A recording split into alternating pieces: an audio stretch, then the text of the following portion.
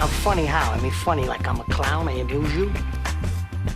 I have come here to chew bubblegum and kick ass.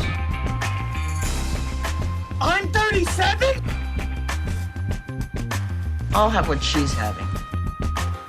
Well done!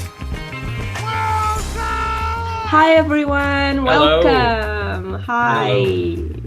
Yay, welcome back. If you're new. Hi, how are you? Thank you for joining. We do this podcast every other week where we talk about movies, like every movie. It doesn't matter. We don't have a concept for the movie that we choose. It's just a movie. And then we discuss it. And this week we will be discussing the amazing Videodrome.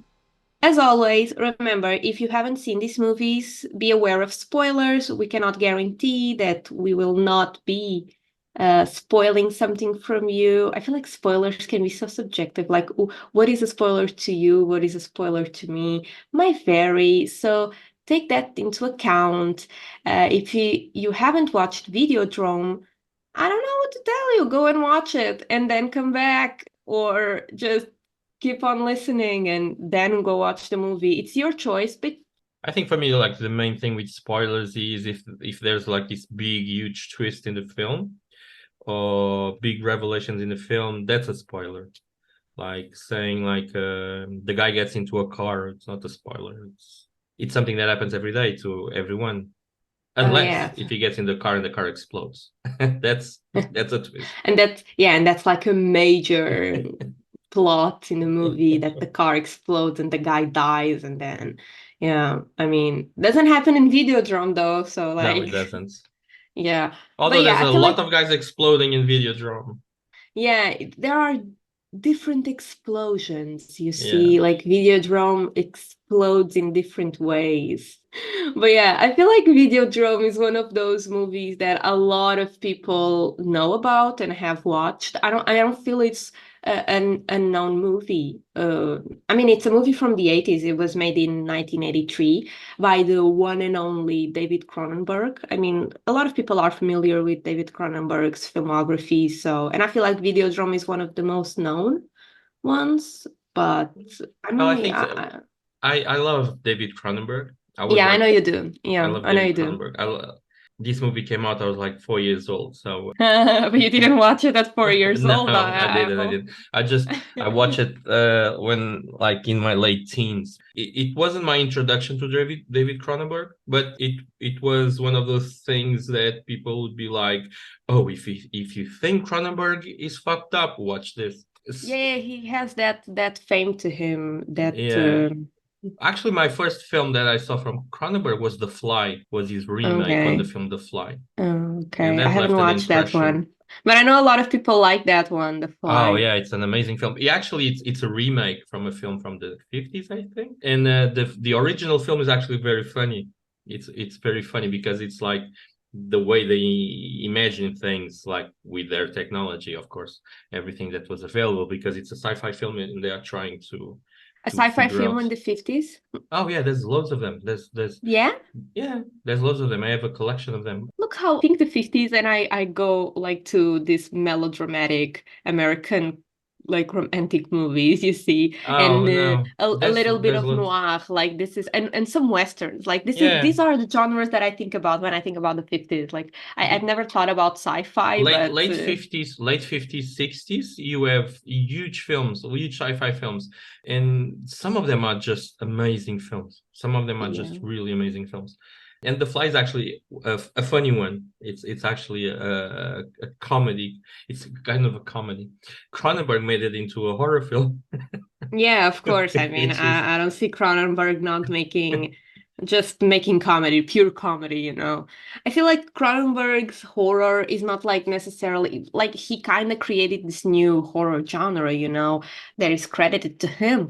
That is not really like horror. I feel like you do not get scared by watching Cronenberg's movies. I feel like, I mean, I might be giving my own like take on it and subjective opinion, but I don't feel like Cronenberg's movies are scary in itself, by watching them, and then I cannot sleep at night. But I do feel that they play into like a satirical horror, and the concept of the movies and the philosophical side of them might make you uncomfortable, and that's like the horror in it. Oh yeah, Um, yes. I think one of the good things with Cronenberg is that there's a philosophy behind his horror, and I was discussing this a few months ago with a friend. Like he gives this aesthetic view to the horror and to the obscene and to the grotesque. There's yeah. an aesthetic thing into violence, because he also plays out with a lot of psychology from people, and he uses a lot of metaphors in his films. Yeah, So that's true. Definitely. I feel like Cronenberg is, he screams 80s to me. Like I see his movies or even the posters or the names of the movies. I'm like, yeah, these are purely 80s movies for sure. oh Um, yeah, you have but plenty. Like you had, like in the 80s, you had Cronenberg doing that. You have Sam Raimi in the more comedic sense. You had John Carpenter. John Carpenter was amazing in the early 80s, during the 80s, with his horror films. yeah, well, we must watch a movie of him then. Oh, John Carpenter will be here. Yeah. Yeah, oh, look at you, like, yeah, he Uh, will be he here. Like, will be just, here. One of the good yeah. things with Cronenberg and Carpenters and Raimi's is there was a move. When you go out and watch the 50s, 60s, up to 70s, there was a change. But in terms of horror films and in terms of sci-fi films, the threat is actually, it's always vegetable. It's always people are What? yeah, This is yeah, so this is funny. funny. This is really funny, because this is actually a theme that you go and see these movies. It's really funny, because it was like people were afraid of nature, and nature plays a component into this. But all of a sudden, when these guys came in, it changed to the body. Everything became flesh, everything became blood. Yeah. No, And that's so funny to me. Like, do you think that's why like the older generations are so against like being vegan and stuff and plant-based stuff? Is because probably, they are like traumatized by those probably, concepts. No, but sure. that's true. And Cronenberg really does play with this body mutation type of horror, It's really graphic in that sense. It's really, abject in this sense of Yeah. exploring the body in itself and this horror panic. And he presents Although, the body as something that can be like invaded and mutated, and you can see that in Videodrome. That's a theme for sure. Like the body, it's really like it's this living organism that breathes and has blood and moves, and I feel like in Cronenberg what happens is the body is itself a character. You have to be you have to consider, you have to look oh at yeah, it, you yeah, have to sure. he does play a role. He is important to the narrative. It is important for you to pay attention to the body and what happens to the body, and consider yourself as something that has a body, like just as the one that is presented. And I do feel like he plays a lot with that, and in a very grotesque way, in a very like abrasive and very almost disgusting way. It's Yeah, so raw and so like, damn, this is us. This is us. yeah, yeah, Like, yeah. no, in itself, like what he's showing, it's like, yeah, damn, like our body is as disgusting as that for sure. Cronenberg always goes back to Kafka. And I think all of that comes from Kafka's Metamorphosis. Cronenberg films, they have this, even if you go through the entire thing, they actually have this, even with the newer ones, where he kind of moved away from the horror and went more into an aesthetic of violence, like History of Violence or even Eastern Promises. But you do have that Kafka feeling to his movies. There's always this, even even with a sex film like Crash, you have this. You remembered me of something when you said like there's a, like his films, his image, there's an objection to it. By this time, like in 83, that there is actually one of the greatest books written on horror, written by Julia Kristeva, which is called The Yes, Power of yes. Horror. It The came out, so power, yeah. most likely these guys have read it because Yeah, sure. as Julie Kristeva is the author if you want to read about what is the abject in itself, and and how although horror she's works, isn't it? yeah, and how yeah, and it's like it's although she's a bit hard to read, you know, I mean, Yeah. it is what it is, but like she is the author if you want to go and just get introduced to what is abject philosophy in itself. You chose the film. What is the themes of the film, or the main themes of the film for you? The main themes for me would be the feelings, you know, like anxiety, um, definitely anxiety, I feel like, and how we can overcome the overstimulation that we are seeing by new devices like in the case of Videodrome is television, you know. I feel like I want to talk about the plot a bit so we can even introduce the movie. Videodrome is still nowadays considered a movie that was ahead of its time, you know. It is known because of that. It's like it did predict the rise and consumed information to a point that you wouldn't be able to distinguish what was like real and what was fiction, and this is one of the themes that I feel like they play with is the idea of the internet in a time where internet was not a thing yet, but definitely when it became a thing, it literally did the same thing that the movie shows us, you know. And this is one of the philosophical points of it, the misinformation and overstimulation that makes our mind so like oversaturated. It wants us to look for something that gives us this heist, this new dopamine, this stuff that can really outperform the stimulation that we are so used to. And what happens, and this is an addiction pattern, you know, this is how addiction also works. And I was like thinking about this theme, and you know what? It all sounds very capitalistic to me. I just don't smile like that. Don't smile. Like It it's true. always goes back to capitalism. Yeah. But it does. And I feel like in the 80s, you did see this boom happening, especially with the evolution of.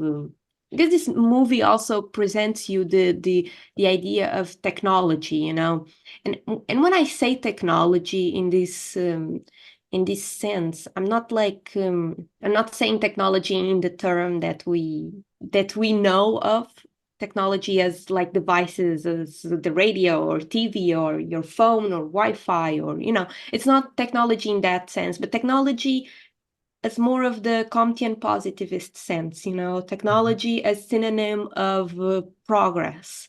So basically, you know, technology as something even as the industrial revolution, as press, as new devices being created, as something that is evolving. And this movie does play into this, how ourselves, our way of life ends up mutating to adjust this new progresses that become so integrated into our life. You know what I mean? Yeah, the film has many layers. So Yeah. there is a layer to what you're saying, and I think that layer is actually quite funny because that is actually connected to the world that we have now, the overstimulated world that people don't as you beautifully said, like people lose sight of what's real and what's not real.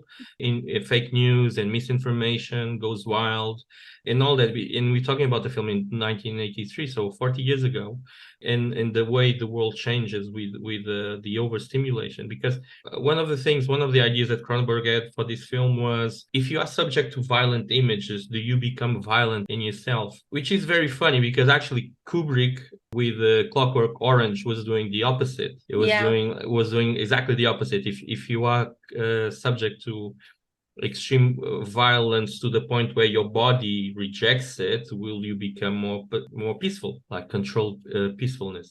For me, and this I think you see across the entirety of Cronenberg's body of work, And you actually, if you see an interview, Cronenberg's interview, you actually see this because without actually him ever addressing it, or he says he doesn't know, everything in Cronenberg is about power. It's a power relation between being free or having constraints. And even for this film, like his main interviews, he said like, oh no, I wanted to focus this like in the image thing, but he's always like, he goes into now when because he gets a lot of hassle because of feminists and women's, and because how women are portrayed in his films. And Yeah. he always like, but when a writer is writing, he has to have the freedom to write. And I'm a man, I'm a heterosexual, so the way I'm gonna put women in my film is on a male heterosexual perspective, which is okay. I But mean, the thing is, there's a I huge wouldn't power say trip. it's them. There's a Yeah, huge power trip with him. So this is why he plays really well in this film. What you see here, and is actually happening again, it's for me, it's a power struggle. You have a guy that owns a small station. He doesn't own it per se, he has business associates, but he's the director of this small station, so he has a little bit of power. But he finds out there's more power above him, there's like people with more power, and he becomes obsessed with it because he wants to as power works, like when people think that they are on top of it, they want to be in that club. It's like a middle class man wants to go into the elite, but it's something that you either marry into the elite or you don't go there, you don't go by your work. But he's trying to climb the ladder, like he's trying to climb the social ladder.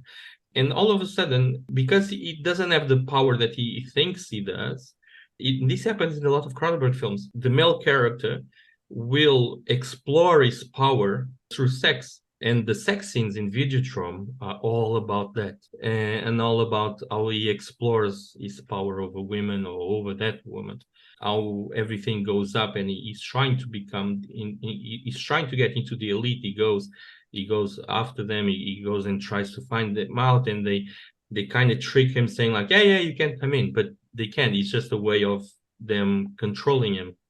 It's funny how power is portrayed in this film and how it works, how the power relations they transform and they move. One of the things with the film, which is what happens with his body, how it mutates, yeah, how it transforms. So let me just get a rundown of the movie so we can present a bit of it. So the plot in itself, we have Max, our main character. You see, he's a middle-aged man, I would say, and he's the president of a small television station, you know.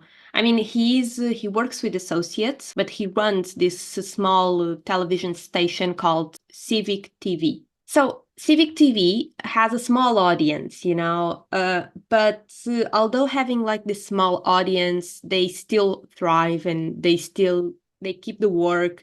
And this is because this channel specifically provides like content that you can't get anywhere else. So like this pornographic and violent content that, you know, targets a niche audience, and it's the only station that you can get this content from. So that's why they really are not going that bankrupt. But, you know, when you work in these environments where you are exposed to such content, you know, you get a bit desensitized, you know, because you're always looking at the same thing and you get used to it. So you start looking for something that it's more thrilling to you, that you know, gets you to that new heist, that, you know, gets you more a new type of stimulation. And this is what Max wants. He's like done with this soft porn, you know that scene where they're like reviewing and watching this Asian soft porn thing. this Asian soft porn thing, and and the lady just takes off like from this doll the wooden dildo. And I you know what, just like a side note, I was like, when people are so, but I want to get a sex toy, but I don't know where to hide it. And I'm like, well, this is a good way of hiding Yeah. it. I would not think that this little doll was a sex toy, was a wooden dildo. This is great, amazing, fantastic. So Civic TV can actually teach you stuff, useful stuff for your sex life. Yeah. Anyway, but like so yeah, Max is like, oh my God, we need something new. I need something new. This is important because he's like, Civic TV needs something new, but who actually needs something new? It's him. He's looking for something new. So the Civic TV operator, he like catches like a signal, a weird signal, and when he's able like to make this connection, he calls Max, and they end up getting the connection done, and they watch this video of a woman being violently tortured. She's naked, of course, because and Max is thrilled. He's like, oh wow, he can't stop looking at it. When you see violent stuff like this, you would be, like you said, Kubrick, you would have this tendency of maybe like retrieving from it. Maybe this ain't the content that I must enjoy. But Max is really enjoying it. And he finds like an interest in this type of movie, this type of productions. And this is like the new porn. This is a new thing that he wants to show on Civic TV. What he watched, this is Videodrome. So what he doesn't know is that this video that he watched starts, providing him with weird hallucinations that he starts having. And he's not able to just pinpoint that this movie is the cause of them. But yeah, he starts having like this weird thoughts and sees weird stuff, and this is where I feel like Cronenberg really shines in his special effects, and not only Cronenberg but his team, and even the cinematographer Mark Arwin. They were really like good at putting these special effects, and for an 80s movies, I felt I like it so much. I like when I see the cassette moving, or I see even the body, the flesh of the body, or even like the TV, the scene where the TV starts moving, and it does even look phallic if you pay close attention to it. When the TV starts like moving, and not the screen but the top of it starts like jiggling, you can see that the material, the veins, and I feel like that's so phallic. It looks like it looks like a dick that is erected, and the veins are showing, but I don't think like that's direct reference to it. It's just something that I feel like this would make sense if it was a phallic reference. But I feel like that was just the material, just if you gotta shake, you gotta like move, and we don't have CGI yet. So, but who knows? I think, sorry to interrupt, but I do think it is. But this is the thing with Cronenberg and directors that work freely, and they go after what makes sense for them. When you're doing a film and you are in that state of mind, you kind of only think about it, and you explore different things, and you do different takes. But the thing is, when you do that, when you work with a free mind, there's a tendency for your subconscious to come up. And most of the times you get stuff recorded, you get stuff on film that the people that made it were not actually thinking about it, but it is a reference. Okay. I totally see that. When you look at films and you know the director and you know his work and everything, and you know where he's coming from, because he mixes a lot of, I told you about Kafka, but he also mixes a lot of William S. Burroughs. He actually made a film on Naked Lunch, written by William S. Burroughs, which is one of his most amazing films. When I was telling you about his interviews and his relation with power, that thing comes up in his films every time, because he works like that. He works with a free mind. I feel like his movies have also a lot of like unperceived things at first glance, and then you rewatch it and it's like, wait a second. And so Max is having these weird hallucinations, right? And they are provided by Videodrome, and he starts to want to know more about it. So he wants the rights for the Videodrome tape that he saw to get on his television station, and he gets the name of Brian of Oblivion, which was the TV guy that was in that show that they were all together, he and Nikki, which is played by the amazing Deborah Harry. Yeah. He's like very weirded out that he was in an encounter with this man via television, and he tries to look for him just to discover that he's actually dead, you know. Brian Oblivion for me is a very interesting character because not only he like predicted the television obsession during like this 80s time, but he can also like his prediction can be also applied to the internet time, you know. Yeah. Like he's the philosopher of the movie in itself, you know. Whatever he's saying in the movie you can apply to what we do with YouTube or Instagram, you know. That reduced content, especially the fictional and the curated content for like a specific audience that is looking for this content, it's something that is really common in today's social media, you know.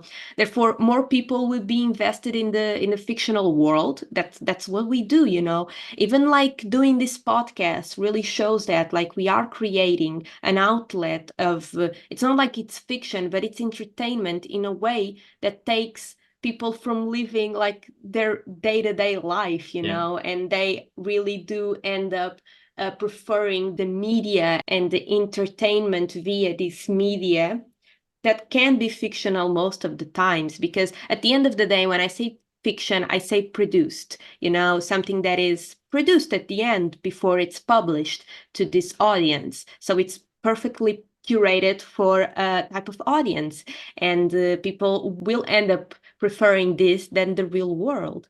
So the question is, what do we do about it? And Videodrome ends up a bit asking you it. So what do we do? Like, we embrace this or we fight against this? I would really like to read Brian Oblivion's quote, that massive quote that he does, but I really want you to put a dramatic music underneath, okay? Okay. The battle for the mind will be fought in the video arena, the Videodrome. The television screen is the retina of the mind's eye. Therefore, the television screen is part of the physical structure of the brain. Therefore, whatever appears on the television screen emerges as a new experience for those that watch it. Therefore, television is reality, and reality is less than television. I mean, it's very powerful, okay? Yeah, but he also points out something that because in the United States they did try to manipulate. They did several experiments with television where they used signals underneath the main signal, like they were broadcasting several signals at the same time to try and pass on message to people. They actually did experimented with this, so that became like something like a control thing in the popular culture. You have several films from the 80s that approach this subject of using like codified messages, like in advertising, in television, and all of that. It's actually, because I had to rewatch the film. I hadn't seen it in a few years. And when when that part came up, I was like, oh God, I didn't remember this. It's actually very ingenious. It's a wonderful piece of film. Yeah, I feel like I read somewhere that the Professor Oblivion character was based and like just really inspired by Marshall McLuhan. I don't think he was a professor of Cronenberg, but I think he was a professor at Cronenberg's university as well, like where Cronenberg studied, like in Canada.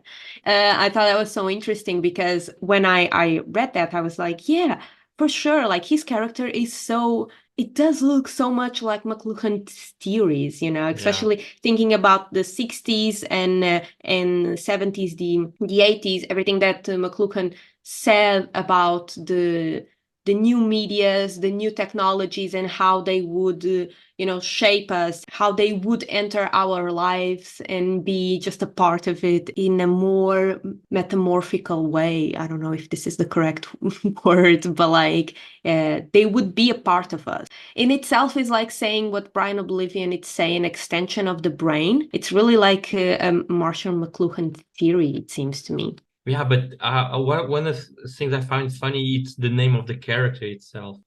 Brian Oblivion. Oblivion, yeah. Oblivion. Yeah, but because it doesn't say Oblivion, because he gives it an Irish tone, doesn't it? He gives it like the O and hyphen Oblivion, but it is Oblivion. It is a reference to Oblivion. It depends on people, but sometimes for me, Cronenberg has these little comedic things, like calling the Yeah. professor Oblivion. Then he has all this theory of how to control people through media. It's really fun. Yeah, I feel like Videodrome is one of those movies that has so many hidden messages, like besides the plot. And I mean, it's kind of obvious from the beginning of this discussion, but with this type of new creation, we should choose, like, do we embrace it or do we fight it? And you know, when you were using the Kubrick's Clockwork Orange movie reference, I feel like Max takes this route without even realizing, you know, because when he's in that show, you know, that scene when he's in the Rena King show and he meets Nikki, she's asking him, is porn socially positive? And this whole discussion, just because he's the president of the Civic TV television station. And Max answers that it's easier for people to have a safe outlet to watch these kinds of content, this violent and pornographic content, instead of like succumbing to their needs and this urge to perform this kind of acts, you know, which is a bit like you said Kubrick was trying to do, you know. And this is why he thinks that is socially positive, because it helps control these types of urges to go out and do this in the real world, you know. But I do have to say that this has been proven wrong. It's like, it's kind of untrue. We know that a lot of people actually do become more violent by consuming violent content, or, you know, and it's not like people don't become addicted to sex or pornography by not consuming it. It's exactly by consuming it, you know.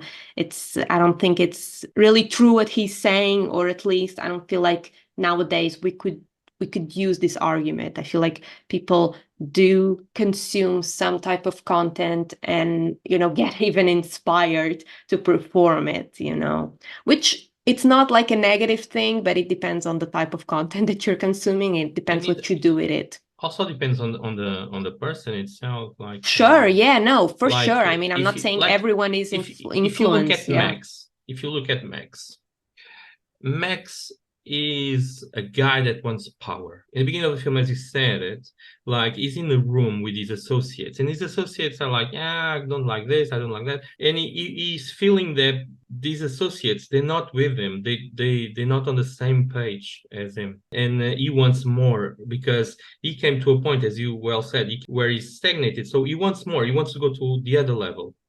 And the other level means more power, which is what it is. Like, in you see this, like, in situations where men abuse women in all sorts, it's always a question about power. So Max, it's on that power trip. And when Max comes across with the snuff film, what the snuff film does to him, it validates his desires. The snuff film is actually saying to him, what you want, it does exist. What you need, or in the want becomes a need. So for someone that doesn't have that, psychological trait, if you see a snuff film, you'd be like, oh God, that's awful. What is this? It's like, it happens the same with consuming porn or consuming heavy metal. When there was that thing, like, people, like, if you consume too much heavy metal, you'll become in love with Satan and all that bollocks, and you kill people. Yeah. If you listen to Metallica, you'll kill people. It doesn't, but it does if you have that psychological trait, because you become validated by the outside world. And that's exactly what happens to Max, because all of this that Max is doing is actually getting validated. The entire world is saying to him, this exists, come in. You can come in because you're already in the position of power. That's why, like, the sex scene, like when he has that first sex scene, when he puts the needles through her ears and everything, and all of a sudden his mind projects them into that snuff film room. Yes. So to that arena. So he already has that in him. He's violent towards women, because in the beginning of the film, something that used to happen in the 80s, by the way, you'd be having this guy, he's a power guy, he's the owner of it, and he goes around and he smacks women in the ass and everything like a joke. And it's like nowadays, if you do that in the office, it's sexual harassment and you get fired. Well, I mean, it was sexual harassment even back then. It was, but it was just not seen as. Again, exactly, it was not seen as sexual harassment. So I'm just being friendly. Don't you like when I go. smack your ass? Yes. Like, I don't know you, sir. Yeah, it's like, oh, like smacking, like, oh, you have a nice ass, and the woman be like, oh, thank you. But would add that he also is fighting a bit against it, because when Nikki says, I want to go to the Videodrome, I'm going to Pittsburgh and I'm going there, he gets freaked out, like, you do not go there. I disagree with you but in one thing. Okay, the reason why he gets freaked out that she wants to go, it's because he won't be the one doing that to her. Oh, okay. Like, yeah. The woman belongs to him. Like in one of the famous scenes in the film, one of the most debated scenes in the film is when she puts a cigarette in her boob. Yes, she like self-harms with a cigarette, and his reaction says it all. Like he's offended, like he's astonished, but again offended, like she's not allowing him to do that to her. It's something that's it's like if she goes to there, it's taking power from him. Yeah, it takes the power from him. Yeah, because it won't be him doing it. But interesting enough, Brian Oblivion has this philosophy of consume these types of stuff, overstimulate yourself, embrace life with consumed fictional worlds, because this will evolve humanity. You will develop a new part of your brain that was locked, and these hallucinations will be the new outlet for this. It's a new step for human evolution. Like if humans end up loving fiction so much, then they will just start living in one. That's actually a very good debate, because in most recent anthropological works, that's been discussed. It was discussed a little bit around the 60s, but no one actually paid much attention to it. But nowadays, it's very well discussed. There's actually a branch of anthropology that studies this. We call it performance studies, in where the main argument is, do we live real lives, or are we living fictional lives? Because what is known is like we create ourselves, so we always performing. Like when you go out, when you go to a dinner, when you even in your house with your parents and everything, or with your spouse or whatever, there's always a performance side of it. Oh, definitely. I mean, we have to, otherwise we're seen as crazy. I mean, come on. Yeah, but so are you living real life, or are you living a fiction's life? So if you're creating your own narrative, is it real life?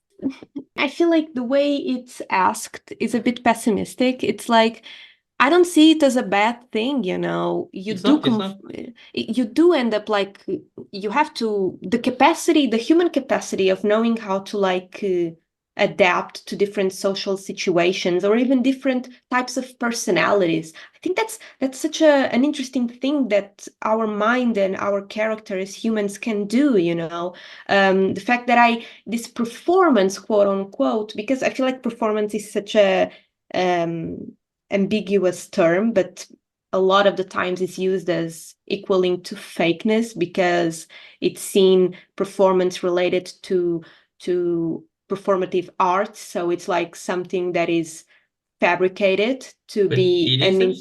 I mean, it is, but I don't think it's necessarily like fake equals bad equals untrue. There's no moral into this. Like that's the good thing I love about anthropology. There's no morals anywhere. Oh, there's no moral. I mean, there's no good or bad. You're just seeing what it is. There's no good or bad. Like let's say, like let's imagine you're dating and everything, and you go and meet your boyfriend's parents. All of a sudden, you're doing a performance. I'm doing a performance when I'm with my own parents. I mean, the way I behave with my friends is different the way I behave with my parents. And that's just, but I don't think it's a performance in the sense of I'm a multi-diverse person, But I got different, but what's real? It's all of it. Really I would sure? say, yeah, I would say it's all of it. I mean, why not? Why not? It's just me putting a more So what you're saying that you have multiple personalities. You have not a in personality with your parents, you have a personality with your friends, you have a there is a personality bit of with your boyfriend. no, I'm saying there is a bit of truth in myself, in every person that I interact with. I'm not like untrue to myself, but I do have the capacity to adapt. And I think that's like, yeah, I don't think that's like a bad, or I mean, I have multiple personalities. I think this is very good with Videodrome, like the debate, what's real, what's not real. Is it Yeah. not real? Of course, like spoiler alert and a gross alert. A gross alert. Yes, when he creates a vagina in his belly, Oh, yeah, he yeah. You opens know up. what? He First opens time I up. watched That's a Videodrome, vagina. no, like first time I didn't really saw it as like the vulva opening, Yeah, but second time I watched the movie, I was like, damn, that's a vagina. Because that's people keep putting things in it. It's yeah, like, no, it's true. And even the shape of it, and it's like, yeah, this is a vulva. This is a and vulva. one of the good things, like this is actually really, really good because as in anthropology you learn, there is a lot of cultures, even our own culture, that there's a myth, and the myth of the first beings being female and male at the same time, Being intersex or being androgynous. androgynous. Okay. And so it's actually what he is doing because he becomes one when he's a man with a vagina, he becomes one. So he has men and female, he has men and women inside him. A lot of mythologies are about this. And when I saw the first time I saw the film, or the second time, I didn't really read it like that. But as you grow older and you learn more and everything, when he came out, I was like, oh my god! Again, it's something that the director wouldn't thought about it, but it's something that the subconscious brings about it, Yeah. and I think that's just wonderful. It's a wonderful thing with the film. That's I said interesting. gross Like alert. you, I said gross oh alert yeah. because there are people that will be grossed out with it. Well, that's their problem, I Yeah. guess. I mean, I'm sorry. I feel like it's a gross alert when you say David Cronenberg in itself. I mean, Yeah, what are you basically. expecting? Like every movie he has, it might not be like a vagina in his torso, but like, I mean, I'm sorry, it might not be a vulva in his torso, but it's still you are still going to be confronted with a bunch of bodily mutations and flesh and like gross liquids, and And that scene, cancers and yeah, different type of these stuffs, and if you are not someone that can handle this, then it's a gross alert all the way through. I'm sorry. And he That's even just actually he does even have his own version of the vagina dentata, which is one of the most studied concepts in psychology, especially with men relating to women. It's the fear of penetration and the fear that it's something that builds like the vagina has teeth that will cut off a man's penis. you But better do it. I mean, I would love to have that. Where do I sign up?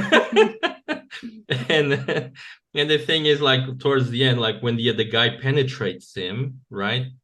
He gets Wait, are we talking about Videodrome right now? yeah, the guy, the When technician, towards the end, Oh, he puts a cassette. yeah, he Yeah, puts the you are cassette, like correct. he It's penetrates like, him, and then he yes, gets like his I let's have say his something for punishment. you. Yeah, and Yeah, then he because just when he sticks it comes in. out, yeah, there's a grenade instead of hand and he explodes. Yeah. So Oh, that's that his would be punishment. amazing. That would But be that's his amazing. actually that's a punishment of him violating his Yeah. woman's side, isn't it? It's a version of a vagina dentata, which is, we can say, the vagina bombing.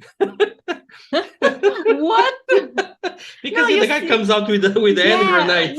with a grenade, that's true, but Yeah, that's so funny. Like and imagine having the ability of like doing to your aggressor. Now you and have a killing him grenade in with. your dick, and now you're going to explode. Like you wanted to explode. You were having such urges against my consent. Now explode. explode your fucking brains out. Oh And my, that good for you, Cronenberg. I applaud you for that but metaphor. it is, but also there's another reading on that, which is you have like a kind of a sex scene, a queer sex scene, isn't it? Because if you read it like androgynous or intersex, like having that, because he's a man, so when the other guy penetrates him, it's a homosexual relationship, and the other guy dies. So there's that reading also, and that reading is actually very debated. I found out a lot of debates about the film about that. I Oh, I don't okay. actually read it that way, because I read it on more on the other way, like is what he is regaining control, because he kind of gets stuck there, and the other guy puts the cassette into him, so he loses control, doesn't he? He loses the control of the relationship, and then the other guy comes out with the hand grenade, and it's like, as you said, die, You motherfucker. know, I didn't get the grenade at first. The first time I watched it, I was like, "What is that? What happened to his hand?" It was so weird. Like because it's all covered in like gooey, bloody stuff. It's like you don't get it. I just thought, It's a his hand birth, was, isn't yeah. it? It was a bit weird, but then he exploded. I was like, well, I guess he just exploded. Then the Even end. with the gun that connects to his hand, doesn't it? Is him Yeah. regaining power, Oh, because the gun is I love that something of scene. power. I Yeah, love it. but that's him regaining power, and with that gun, he goes out on a killing spree. But the way he does is, its power is melting into him, like he becomes really powerful, He the becomes the most power as powerful. well. Yeah. There's a scene in that film. It's a very specific scene that I found that it was just amazing, which is after he kills his associates, and when he comes out of the Civic TV, comes from the back lot, and he has his gun in his jacket. If you look closely, everything in that scene is directing the character towards a movement. Like when he comes out and he faces a person, he's forced into doing a turn. And then when he's walking, there's these guys carrying a door. So these guys, they take the choice out of him. So it's like a 10-second scene where he doesn't have the power of choice, because everything that comes into his way is actually taking the power of choice from him. I thought like, oh my God, it's so Cronenberg. And this is so amazing, because the guy has just killed his associates. He has become the all-powerful director of Civic TV. But when he comes out to the street, the world is telling him, like, no, mate, you don't have power. It's just an amazing scene. You know what this reminded me of, what you're telling, is the whole philosophical concept of free will. If we Yeah. actually have free will in the world or not, or everything is just preconceived and predetermined, and we just living according to it, and all our free will is just an illusion, or, in Videodrome terms, an hallucination. That's scary. I do love psychological horror, because more than Would you bodily say horror. Cronenberg's movies are psychological horror? Oh yeah, most Yeah, definitely. I It would becomes, definitely. yeah, it Yeah. plays with the body and everything, with the gore, but it is psychological horror. Yeah, and something that I really liked, and I read that Cronenberg, this is really intentional, is that the way he plays hallucinations, which is something that is very common in his movies, Yeah. is that he doesn't lose the realistic effect of them. It's not like we as the audience are so dumb to not understand something as hallucination, so he needed to add some special effects, so we can like see them as hallucinations as well. It's like, we get it. We know that an object doesn't move like that, or that Yeah. it's weird when a person is someone different and then it becomes another one, and we thought we did an action when we didn't. Like it's I like that. I like that he doesn't see his spectators as dumb, No, no, it doesn't. and he does really just present those hallucinations as real events, just how they would feel in real life, and you still understand them as hallucinations, and I Oh really yeah. like that, because it does make the movie more fantastic watch, and a more credible watch as well, more credible narrative, and makes you a bit more anxious as well. Cronenberg's filmography is that it is known that he's someone who just didn't give a shit about if you like the movie or not. This is his art. This is his approach to it, you know. And Videodrome actually was a bit of a flop when it came out. I felt I think it had like 5 million budget, something like this. Yeah, it didn't even made half of it, but it it's was a like bomb. 2 million It in was a box office revenue, and it's bomb. like it was a flop in itself, but Yeah. I mean nowadays it's like a cult classic. I feel like Videodrome is a very known movie of his career. Yeah, but And even for the new audiences, it is a tough film to watch. yeah, I don't know if it's because you are confronted with something that you're actually like living, or even if you like realize that or not. But I remember watching it, and because we come from different generations, I mean, I experienced it differently than you for sure. And I do remember being fascinated by it. Not only because of the old school feel to it, but also because of the themes in itself. And rewatching it for this episode really was an even more interesting experience. You know, I did really enjoy researching for it as well, so it was great. I think the film, this is a good thing with psychological horror when it's well made. It's that you will be seeing stuff and your body will be reacting to stuff and your mind will be reacting to stuff that you don't really realize or understand most of it at the time. So I think this is one of the good things with this film, because I can imagine a lot of people that I know, even from your generation and stuff, that would be watching this film and going like, "Oh my god, oh, that's gross, oh," and diverting their and diverting their mind, their eyes from the TV, going like, "Oh my god." That's so funny because like we are exposed to such gross stuff nowadays, like to even more grotesque stuff. I don't think like Cronenberg is the all and be all. Yeah, because everything became went on to another level. Like Cronenberg and Raimi and Carpenter, they set up a standard, right? And if you want to do something to impress, you have to go over that standard. But the thing I mean, is, you have to create a new heist, a new stimulation type. I mean, it's the same thing. As Videodrome. Videodrome is actually correct about all these ideas and social ideas. And this is the thing with Videodrome. Videodrome is actually using technology, or trying to use technology, as Professor Oblivion puts it, to control minds. And the thing that we see nowadays, and the movie got it really right, considering that it was 40 years ago, is this. You can actually use technology to control minds. You can actually use technology to create a social truth. Like the Red Scare in the States, like the fear of communism, was actually created by a marketing company. During the late 70s, early 80s, there was actually a record that you could that had a Reagan speech. And that Reagan speech was all about the difficulties and the bad things with communism to create the Red Scare. You can actually engineer social truth. You can actually engineer this, let's say, collective hallucination. So Videodrome actually exploits that. It doesn't go deep into it, because I think the film itself is more about Max and about his relation to power. And when he finds out that there's this big new power out there, the Videodrome is the big power. You can control millions of people, and he goes after it. But the mindset of it, the idea behind Videodrome, is actually very, very true.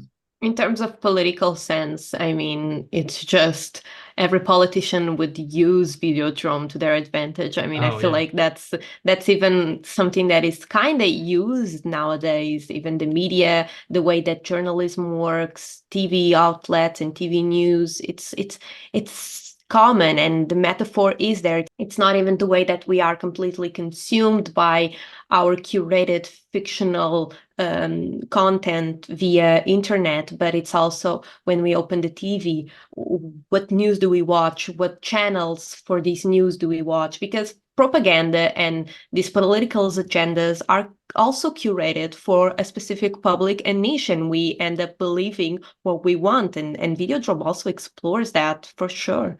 And if you want to go deeper into this, if this is something that interests you in this for the listeners, if you really want to go deeper into it, into how this gets created, there's a book even from this century called Men Who Stare at Goats, which is about a CIA. Yeah, I know that book. Yeah. Yeah, there is actually a very funny film about made from it.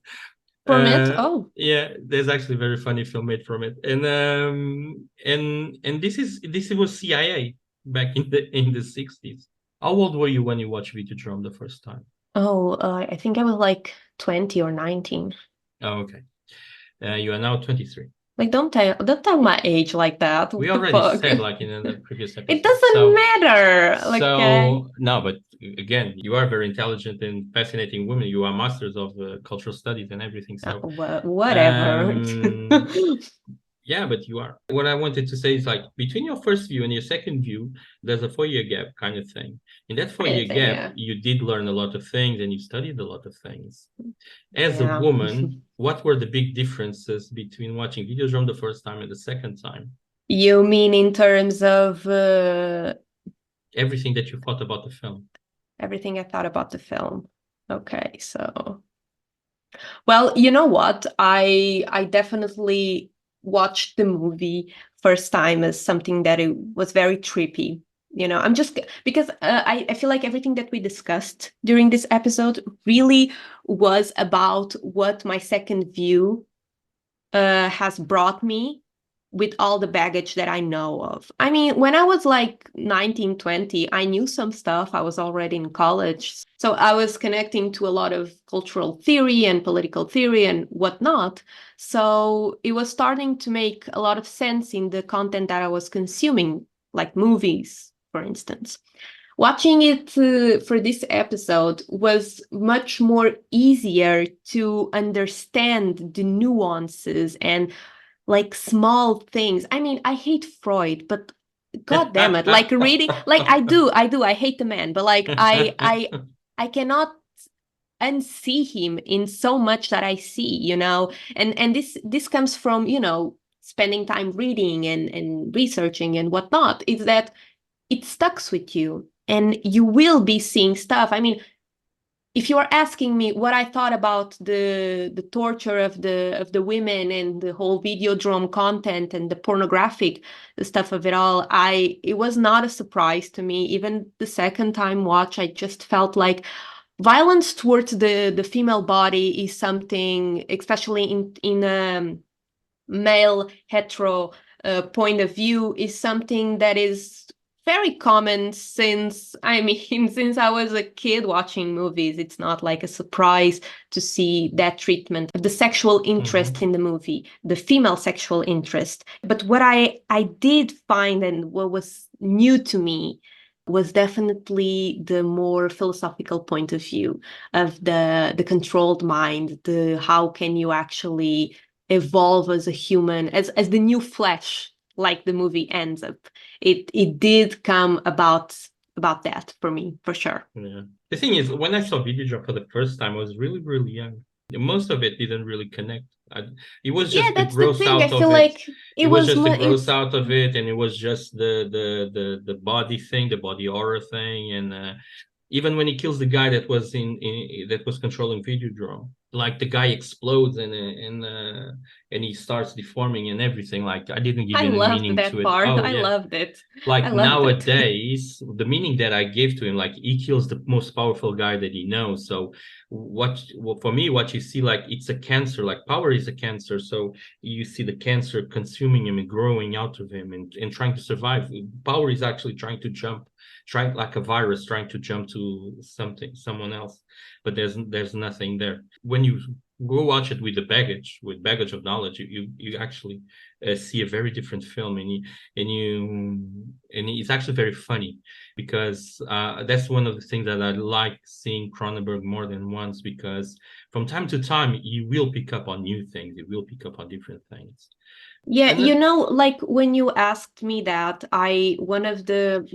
actually, the second time that I watched the movie, one of the books that I actually was reminded of reading was the Byung-Chul Han. Do Yeah. you know this philosopher? He's a German. I don't know if I said the name correctly. I mean, he's German Korean.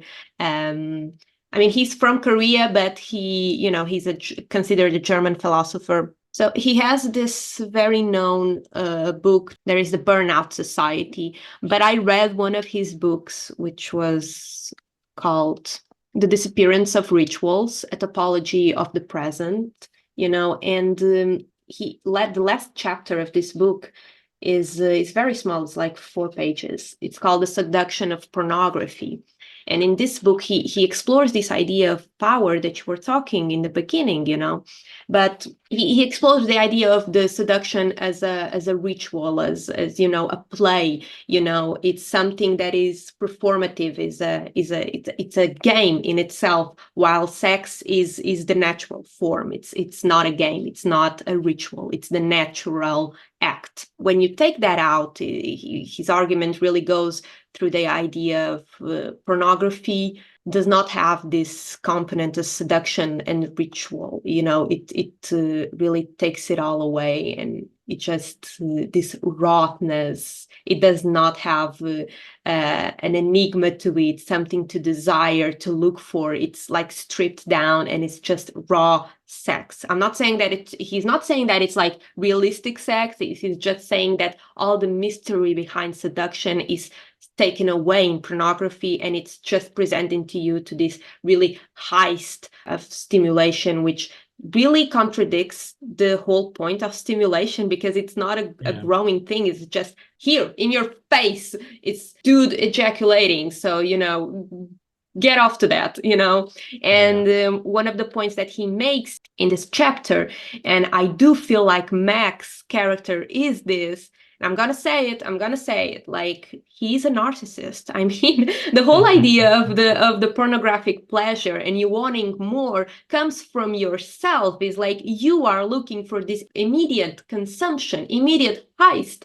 So you are just looking for this immediate satisfaction that this content is not providing. This woman masturbating with this wooden dildo is not providing you. So you are looking for something that shocks you more. This is what Videodrome does to him. Videodrome does feed into his narcissistic traits of wanting more, and in relation to the power that you were talking, which is not only expressed via power over body, but power over body which you do sex with. Yeah.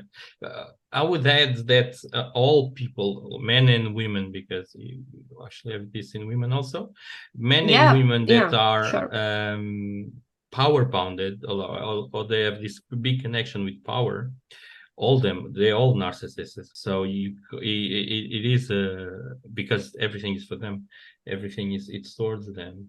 So I'm just going to digress here a little bit, because this has come up in another episode, which is your Freudian phobia. I don't want to talk about it. You have no power over me. We will not be discussing Freud. No, we're not. I'm not going to discuss Freud. I'm just going to right here. No, you are not. No, I'm not going to discuss Freud. The thing is, like, there's a reason why most films are like very connected to psychoanalysis and to Freudian, not only Freudian, but you can see Lacan, you can see... you can see definitely. I mean, and I would argue that the whole synchronicity science stuff that we were discussing earlier, it's very Carl Jung. I mean... Oh, yeah, it's very Carl Jung. the thing is, like, this is a film theory masterclass in 5 minutes. The thing is, in 1949, there was a book called The Hero with 1,000 Faces. It's written by Joseph Campbell. I love Joseph Campbell, the king, this book changed cinema, because all of a sudden Hollywood paid attention to this book, and the films and the way films are written, they all connect to this book. Because the book presents different archetypes of heroes. Yeah. So they just use that. Yeah. Yeah, they just use it. It's basically all films in Hollywood, all films around the world, you could say like written by and Joseph Campbell. No, Because totally. No, totally. I they all remember come from having, this. yeah, They all come I from have this it. book. It's actually a very Yeah, good book. My it's actually a very good book. main Yeah, problem with I the have book to. is because it's based in Carl Jung, and Carl Jung has been disproven so many times, but I don't really understand why he keeps coming back. But Well, Freud has been disproven many times as yeah, well. but So cinema is very connected to Joseph Campbell and to Freud and Carl Jung through this book. So this is why you have most films that deal with humans or deal with mentalities. Even Cronenberg's film Spider, it's a memorial to Freud God when you damn look it. at it, and God it's a damn beautiful it. film. It's a beautiful film, but it's I a don't memorial doubt to it. I Freud. don't doubt it. And Yeah, I don't doubt it. but yeah, this is why if people like cinema and people like film, go read The Hero with a Thousand Faces. Yeah, I had a class when I was finishing my graduate, and I remember like the work that I was doing was having to analyze the world building of a franchise in itself. And I remember using Joseph Campbell's The Hero with a Thousand Faces book as a really great guide to decipher the archetype of the main character, because it was definitely based on it.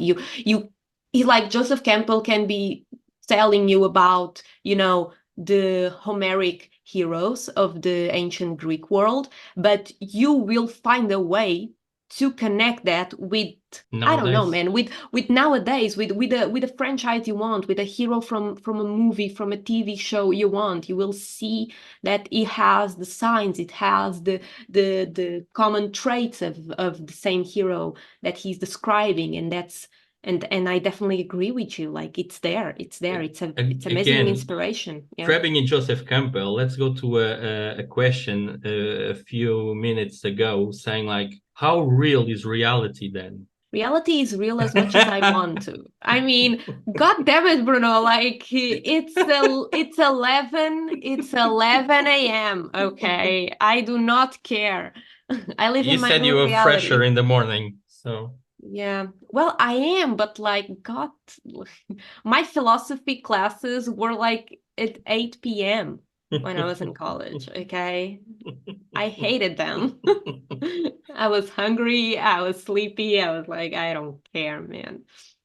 so what's your last thoughts on Videodrome? My last thoughts on Videodrome would be this movie, although it's very abject and can be gross to look at, it's a fantastic movie from a philosophical point of view and a critical mind of the contemporary world. Okay, although it is considered a movie that was like ahead of its time, it's considered that because we are definitely living in it in a way. I mean, Cronenberg wasn't able to predict the whole internet fiasco that we are living in right now, but the whole innovation of the television back in the 80s and even 60s, whatever, when television was about to expand as a medium, can be traced back to what we do with the internet nowadays. So for that reason, to be critical of our contemporary world, I do feel like The Videodrome is a movie that should definitely be out of the basement. We should be watching it every decade. We should be reflecting on it.